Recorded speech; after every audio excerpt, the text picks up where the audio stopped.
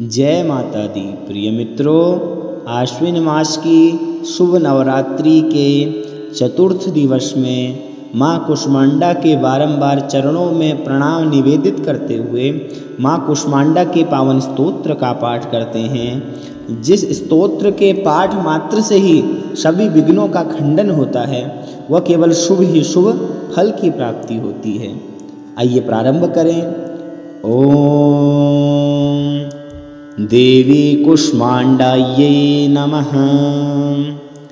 सुरासम्पूर्णकलशं रुधिराप्लुतमेव च दधाना हस्तपद्माभ्यां कुष्मांडा शुभास्तु मे। या देवी सर्वभूतेषु माँ कुष्मांडा रूपेण संस्थिता, नमस्तस्यै नमस्तस्यै नमस्तस्यै नमो नमः। वन्दे वाञ्छितकामार्थे चन्द्रार्धकृतशेखरां सिंहरूढा अष्टभुजा कुष्मांडा यशस्विनीं।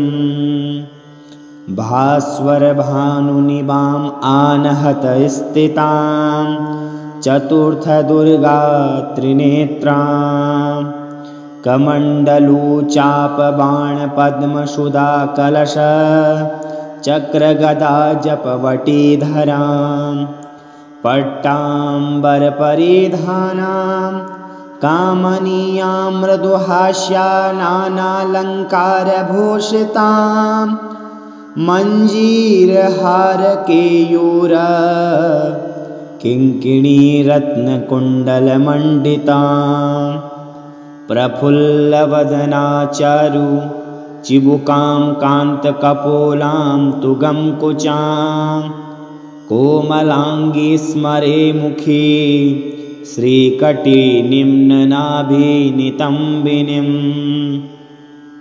दुर्गातिनाशनी त्वं हि दरिद्रादिविनाशनीं। जयदा धनदा कुष्माण्डे प्रणमाम्यहं।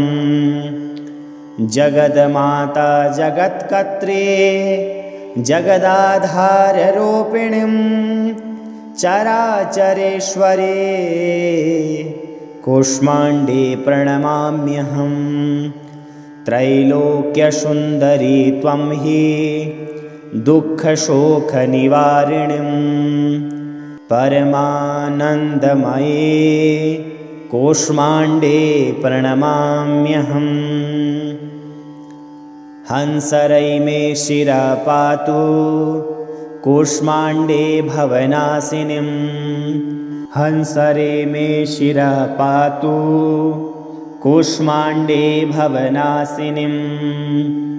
हसलकरीं नेत्रे च हसरोश्च ललाटकं। कौमारी पातु सर्वगात्रे वाराही उत्तरे तथा पूर्वे पातु वैष्णवी इन्द्राणी दक्षिणे मम। दिग्विदिक्षु सर्वत्रे वकुम्बीजं सर्वदावतु। इति श्रीकुष्माण्डा कवचं सम्पूर्णम्।